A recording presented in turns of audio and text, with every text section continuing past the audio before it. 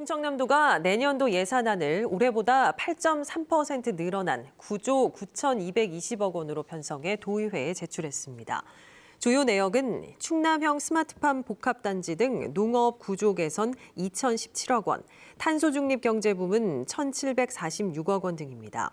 세종시는 재정난 등으로 올해보다 4.8% 감소한 1조 9,059억 원을 편성했고, 대전시는 이번 주 중 예산안을 편성해 시의회에 제출할 예정입니다. 충남도 의회가 국립의대 신설 촉구 건의안을 채택했습니다. 도의회는 충남의 인구 1,000명당 활동 의사수는 1.5명으로 전국 평균에도 못 미친다며 충남의 국립의대를 신설해 지역의사 수급을 개선하고 공공의료 기반을 강화해야 한다고 밝혔습니다. 건의안은 대통령실과 국회의장, 교육부 장관 등에게 전달될 예정입니다. 천안 서북경찰서는 교통사고를 낸 뒤 음주 측정을 거부한 혐의로 지민규 충남도 의원을 검찰에 불구속 송치했습니다. 지 의원은 지난달 24일 새벽 천안시 불당동의 한 도로에서 난간을 들이받는 사고를 낸 뒤 경찰의 음주 측정 요구를 거부한 혐의 등을 받고 있습니다. 충남도 의회는 지 의원을 윤리특별위원회에 회부해 징계 수위를 결정할 방침입니다. 메가시티 서울 논란과 관련해 행정구역 조정 차원에서 접근해야 한다는 최민호 세종시장의 발언에 대해 시민단체가 사실상 찬성이라며 비판했습니다. 행정수도 완성 시민연대는 최 시장의 발언은 국가 균형 발전과 충청권 메가시티를 포기하고 세종시의 정체성을 부정한 것이라며 사과를 요구했습니다.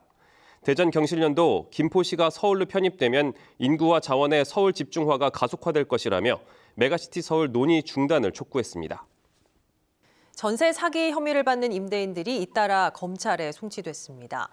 대전경찰청은 갭투자 방식으로 대전 대덕 연구개발특구 인근 다가구 주택 등을 사들인 뒤 임차인 131명에게 전세 보증금 150억 원가량을 돌려주지 않은 혐의로 40대 A씨를 구속 송치했습니다.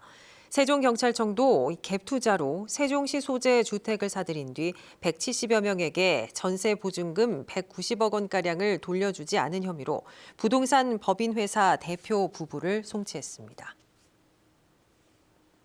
카이스트는 대전 본원에서 양자대학원 개원식을 열고 양자기술에 특화된 교육과정 개발과 운영을 통해 박사급 인력을 해마다 30명 이상 배출할 계획이라고 밝혔습니다.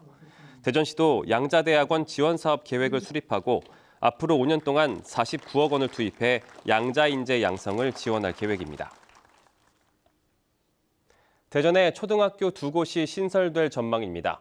대전시 교육청에 따르면 용문동 재건축단지 내 가칭 탐방초 용문 분교는 재건축조합의 기부 체납으로 갑천 친수구역의 친수 1초등학교는 총 사업비 300억 원 미만으로 교육청 자체 투자 심사를 통과해 본격 추진될 예정입니다. 함께 자체 투자 심사를 거친 도안 2지구 가칭 용계초와 용계중은 내년 초 교육부의 중앙 투자 심사를 통과해야 신설이 확정될 예정입니다. 충청 인구의 수도권 유출이 심각 수준이라는 진단이 나왔습니다. 한국은행은 2012년부터 10년 동안 충청 지역 전출 인구의 71%가 수도권으로 이동했고, 이로 인해 수도권은 비대해졌지만 충청권의 산업 경쟁력과 성장 잠재력은 크게 훼손됐다고 밝혔습니다. 한국은행은 청년들의 수도권 이동이 국가 전체의 출생률 하락에도 영향을 줬다며 충청 지역 거점 도시들을 연계해 유출 요인을 줄이려는 노력이 필요하다고 덧붙였습니다. 이장우 대전시장이 김포시의 서울 편입 논란은 김동연 경기지사의 경기 북부 특별자치도 설치 시도 때문이라고 비판했습니다. 이 시장은 경기도가 남북으로 분도를 시도하면서 김포시가 어디에도 속하기 힘든 상황이 되자 서울로 가겠다는 의견을 낸 것이라며 이 문제는 경기도 탓이라는 입장을 냈습니다. 또 대전과 세종, 충남북을 하나로 아우르는 충청권 메가시티를 우선 추진하되 협의가 잘 안 될 경우 세종 시민들의 동의를 전제로 대전과 세종이 먼저 통합해야 한다고 말했습니다. 아시아 한상대회가 국내 최초로 논산에서 개막했습니다. 논산시는 오늘 논산 아트센터에서 2023 아시아 한상대회 개막식을 열고 사흘간의 일정에 들어갔습니다. 재외 동포청 후원으로 열리는 이번 대회는 아시아 15개 나라에서 한상 140여 명과 60여 개 국내외 기업이 참가해 수출입 상담과 제품 전시회 등을 진행하게 됩니다. 최재구 예산군수가 충남의 의대 신설을 촉구하고 나섰습니다. 최 군수는 어제 부여에서 열린 충남시장군수협의회에서 예산군은 그동안 공주대 예산캠퍼스에 의대 신설을 추진해왔으며 앞으로도 주민 공동서명과 조례 제정을 통해 국립의대 신설에 총력 대응하겠다고 밝혔습니다. 충남은 인구 1000명당 의사 수가 1.5명으로 전국 평균 2.4명보다 크게 낮은 의료 취약 지역으로 꼽힙니다. 오늘부터 나흘간 무대에 오를 예정이었던 대전 예술의 전당 제작 오페라 운명의 힘 공연이 취소됐습니다. 대전 예당은 누리집에 긴급 공지를 올리고 예매자들에게 공연 취소와 환불 안내 문자를 발송하고 있습니다. 대전시가 유도 무기 등을 개발 양산하는 종합 방산기업 LIG 넥스원과 631억 원 규모의 투자 협약을 맺었습니다. 이번 협약으로 LIG 넥스원은 대전 연구소 내 9천여 제곱미터의 위성 레이더 작업장과 시험장을 건설하고 이에 따른 신규 일자리에 지역 인재를 우선 채용하기로 했습니다. 대전시는 100억 원 한도 내에서 설비 투자 금액의 14%를 지원하고 추가 방산기업 유치에 나설 계획입니다. 전국 공무원 노조 대전, 세종, 충남 소방지부는 제61주년 소방의 날을 맞아 기자회견을 열고 소방 예산의 안정적 지원을 촉구했습니다. 노조는 소방안전교부세의 75%를 소방 분야에 쓰도록 강제한 특례 조항이 올해 폐지된다며 교부세라는 안정적 재원이 단절되면 낡은 장비와 시설 등으로 인해 소방관과 국민 안전에 큰 위험이 될 것이라고 주장했습니다.